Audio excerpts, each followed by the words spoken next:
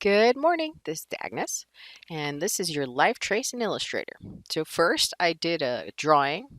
Now this time I'm actually taking a photo of that drawing and emailing it to myself so that I can access it in Illustrator. I recommend that you use the scanner if at all possible. It gives you a much better result when tracing. But there it is. So first you need to open up Illustrator and create a new file. Awesome. Next, you need to go into your email and pull up the image. I'm using a copy and paste by right-clicking on my mouse, selecting copy, and then clicking on Illustrator in the dock and selecting paste. Now this is going to give me a really large image, which means we have to change its size. One of the easiest ways to do it is if you have the palette, the shortcuts palette open, you can go to the width and height boxes and change it to about 50% or say 3 to 4 inches. You just have to write 3 and IN behind it and it will change it proportionately. Now it moved it off the screen, so I had to zoom out using Command minus, and I'm using Command plus to zoom in. Now I'm rotating it. To rotate, you hover over the corner, and then when the arrow turns to a two-headed arrow, you rotate. I have the direct selection tool selected, that's the black arrow, and when you click and drag you can move the image. To resize it, hover over a corner until you see a straight two-headed arrow, and you can adjust the size. Now I am going to live trace this bad boy. This might make my computer go a little slower than usual. And this is the default setting.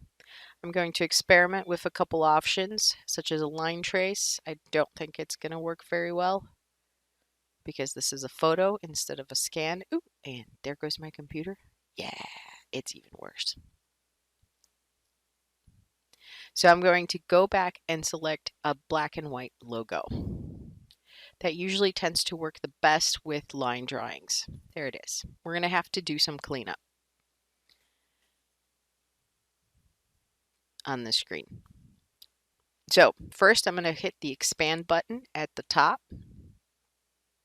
Now that we're in the expand button, I can switch, I can select and move this. I can also switch to the direct selection tool, which is the white arrow. You can see that it's selecting everything. I click somewhere off to the side to select just the things I need. Now I'm going to click down and drag a box to select larger quantities of objects that I want to delete. And to delete, I hit the delete key on my keyboard.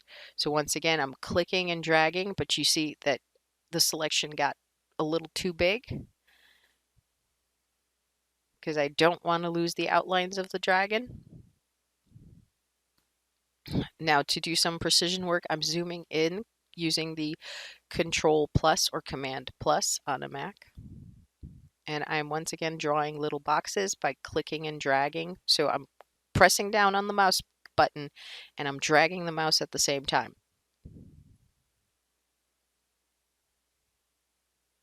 And this is the regular click with your pointy finger.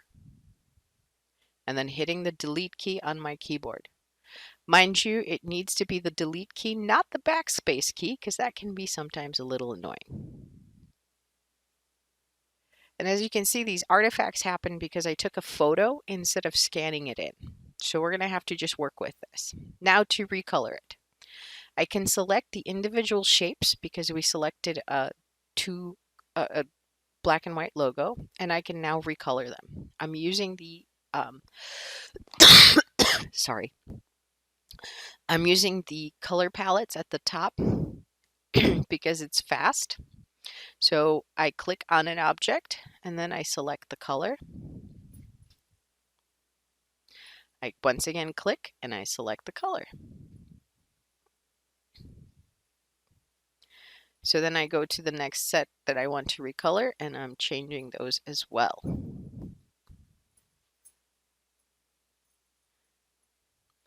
I'm going to fast forward through this section for a little bit.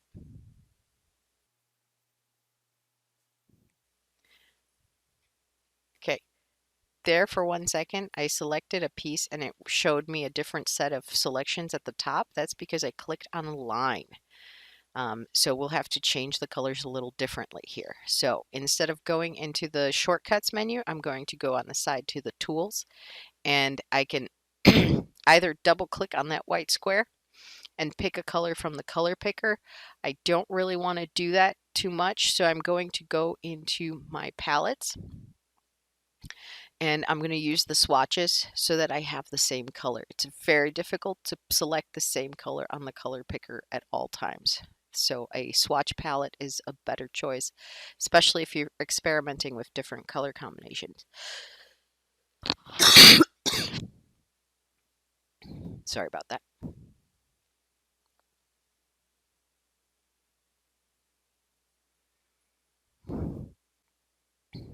Now here's an example of a line that wasn't properly closed.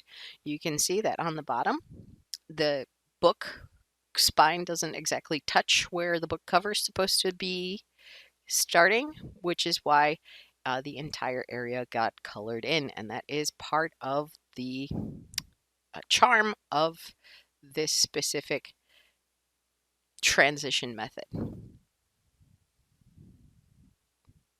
So you got to make sure your drawings are good, very solid. Now, this next part, I am using a gradient. If you look at your swatch palette, about the third row down, you'll see boxes that have a transition in color. So it goes from like orange to yellow or blue to clear. I am using the blue to clear to fill the face. By default, the gradients all face in the same direction. You can adjust those using the gradient tool, but that is not part of our tutorial today.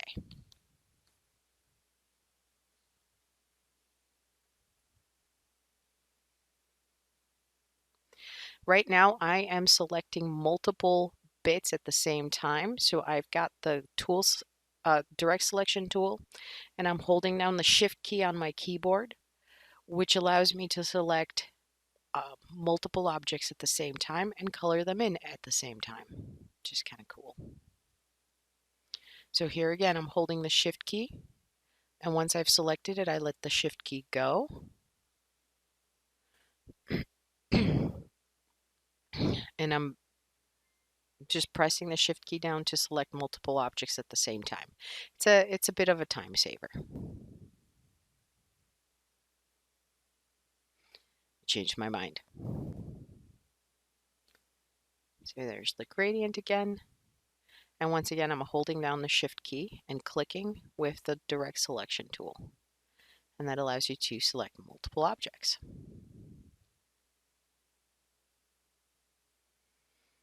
Yep. There's my dragon. Now I can copy this whole thing and paste it. Oh, I forgot the spine. I'm just going to make that gray. So you can copy and paste this entire selection. You can make multiple variations of it to pick out color schemes that you may prefer. You can make it bigger or smaller without loss of information. It's kind of awesome. Now, once I'm done with this, I am going to save it. I save the original Illustrator file first. I always rename it because you don't want to have a bunch of files that are called untitled. By default, this is going to go into the folder that was last selected. So I'm actually going to pick a better location for it on my computer. My shortcuts to documents, this is going to look completely different on a Mac, so feel free to fast forward through this part. Once I select it, I save it as the current version because Creative Cloud makes it easy. The next thing I'm going to do is I'm going to export this for screens. Now, right now, this is set up to a default as a PNG. Either a PNG or a JPEG will do. You want to create a secondary file, like an export file, because they tend to fly better through the internet. And then you can show it to anybody you want. You can attach it to your homework assignments in Blackboard, and it is a lot less painful when it's a PNG or a JPEG. Once again, I'm navigating to the folder that I've decided to save this at.